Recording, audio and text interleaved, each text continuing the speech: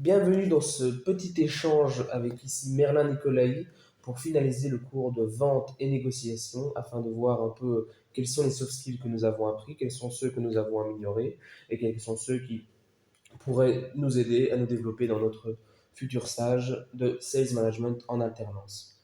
Donc pour ce, on va se baser sur les trois questions du cours. Donc tout d'abord, première question, quels sont les soft skills qu'on a appris en cours mais que tu penses que tu avais déjà avant ce cours-ci? Alors, comme tu sais, j'ai fait un bachelier en marketing. Avec ce bachelier en marketing, on a fait beaucoup de présentations. Donc, je pense vraiment que c'est le storytelling que j'avais comme base. Et j'ai aussi eu la chance de partir en Erasmus. Et c'était un Erasmus sur l'innovation et la créativité. Donc, ça, c'est le deuxième gros soft skill que j'avais évalué Mhm. et dont on va pouvoir voir au début. Donc, c'est la créativité. Le storytelling, c'est très important. Donc, on avait une semaine où on a dû présenter un produit.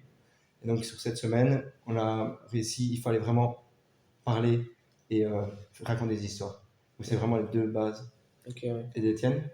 Comme moi, je viens de technico-commercial, je pense avant tout c'était le storytelling. On a eu quelques cours là-dessus. Et ouais, savoir raconter une histoire autour d'un produit, je pense que c'était avant tout le principal. Par exemple, quand j'ai choisi mon stage chez EVS ici, c'était avant tout l'histoire qu'il y avait autour. Parce que le produit en lui-même, c'est toujours très compliqué de le vendre tel quel, quoi. Il y avait toujours cette histoire autour, voilà, c'est create, return on emotion, c'est tout ce qu'il y a autour du produit, donc ça c'est le storytelling. Ça c'est vraiment un truc que j'avais appris avant et que je trouve qu'on a encore bien développé cette année, et que dans le stage je le développe encore pas mal. Maintenant, voilà, quelles sont plutôt les choses que tu aurais appris pendant ce cours-ci? Alors en marketing, moi ce qui m'a manqué, c'est tout ce qui allait être la vente. Hum. Donc c'est vraiment la prospection et la vente. Donc on a acquis des soft skills qui vont être pour la prospection. Donc moi j'ai pu aller par exemple cette semaine chez Café Liégeois. On a dû présenter le produit et j'ai pu apprendre qu'est-ce que c'est donc quand on est face à un client qui est indifférent par rapport à son produit Mhm. et qui le fait un peu exprès pour pouvoir baisser les prix. Donc c'est toutes des stratégies de vente que j'ai pu développer et que j'ai appris aussi en classe. J'ai eu la chance de pouvoir présenter Billy Cup, donc l'entreprise pour laquelle je travaille, à Xavier et Elena, Mhm. qui m'ont vraiment appris à développer des arguments. Et c'est grâce au cours que j'ai pu après faire mes appels, faire du cold calling pour pouvoir essayer de présenter Billy Cup. Alors moi, c'est aussi très compliqué parce que les gens, ils ont plus ou moins une minute. Donc j'appelle souvent des cafés, des gens qui travaillent pendant le temps de travail. Donc l'objectif, c'est vraiment d'aller essayer d'avoir le rendez-vous. Donc comme Madame Watley l'a dit, on fait des listes de 50 cafés et puis on appelle. Et il faut être résilient parce qu'il y a beaucoup de non, j'ai pas le temps. Donc c'est vraiment Mhm. la résilience qu'on nous apprend. Euh, Ok, oui. et toi, comment as-tu su améliorer tes soft skills? Je veux dire, oui, l'un des soft skills aussi qu'on a pas mal, je trouve, travaillé, et que ce soit plus aussi en discutant aussi avec les autres, parce que dans ce cours-ci aussi, la finalité, c'était la discussion avec les autres, apprendre comment eux vivent leur stage et comment eux voient la façon de rentrer dans ce monde du travail. L'un des points intéressants, c'était le point du leadership, d'une personne qui sait par exemple manager une équipe. Ça, c'était quand même assez intéressant de voir un peu comment certaines personnes voilà, avaient un patron ou un manager qui vraiment était voilà, complètement à côté de la plaque, ne comprenait pas le sujet avec lequel on faisait nos stages, etc. Tandis qu'il y en avait d'autres où c'était beaucoup plus encadré, on voyait vraiment le leadership, le management. Et par exemple, on a été à une conférence Georges-Louis Boucher, donc, qui est venu présenter ici à HEC. C'était vraiment pas mal du tout, parce qu'on voit vraiment que quand il parle, il arrive à attirer l'attention, même peu importe qu'on soit avec ou contre lui. C'est toujours cette sensation de leadership qui, je trouve, est fort présente. Et on voit vraiment qu'avec ces personnes, voilà, le travail qu'ils font par derrière, on sait, comme il l'a dit plusieurs fois, il a appris ça. Tu vois, c'est pas, on dit que c'est un don, mais avant tout, il a vraiment dit qu'il avait appris ça, que ce soit à l'école, que ce soit, voilà, en rencontrant d'autres personnes. Et donc, je pense qu'ici, le master, c'est sales management. Et donc, c'est avant tout de la vente, mais aussi du management. Et donc, ça, c'est pas mal. Il faudra encore développer aussi forcément ça par la suite.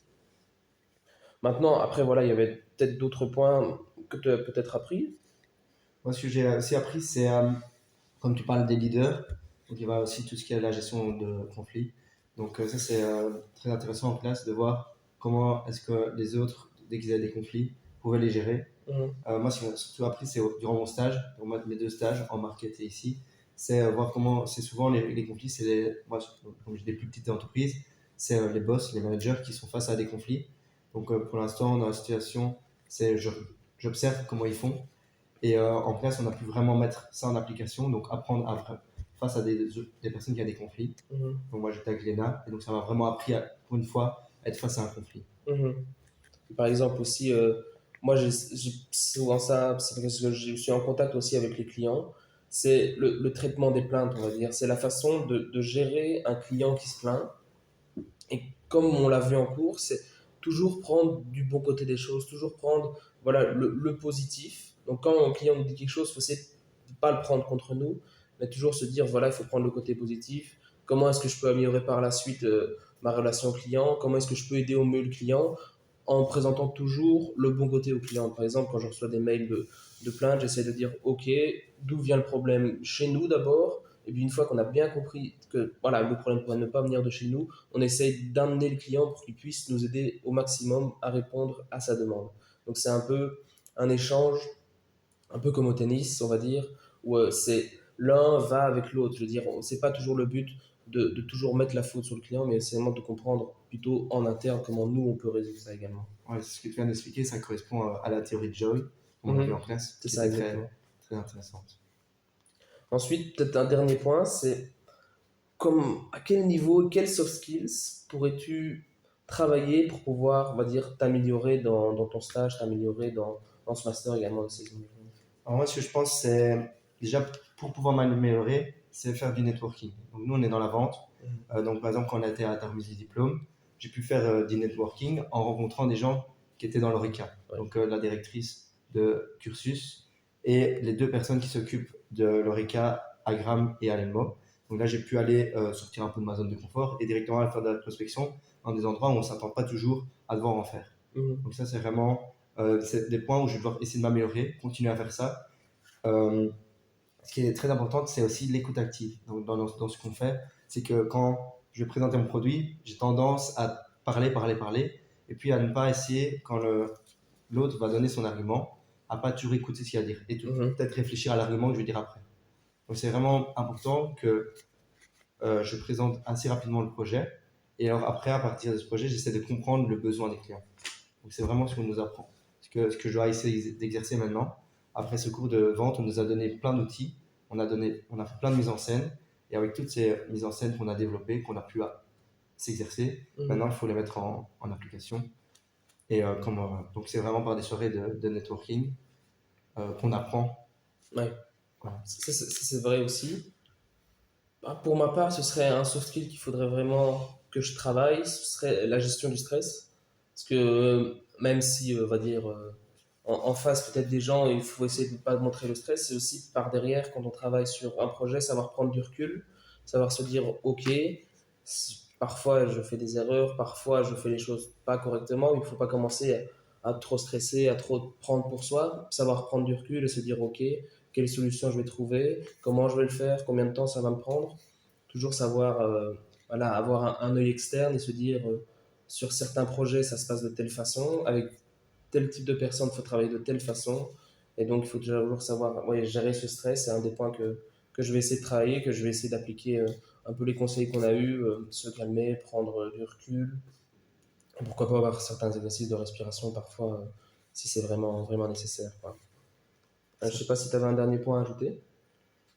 Comment ça se passe à ton stage? Est-ce que tu penses que tu vas savoir t'améliorer grâce à ton stage et les soft skills que tu as?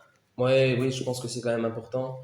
On rentre dans le monde du travail et cette alternance aussi nous permet d'avoir une certaine expérience sur le côté qui ne sera pas négligeable une fois qu'on devra, on va dire candidater pour un poste ou quoi que ce soit. Se dire que voilà, par derrière, j'ai déjà eu cette expérience et comment la mettre en application. Je mets pas mal de choses en application, ce qu'on apprend ici en cours, essayer de les mettre en application au stage.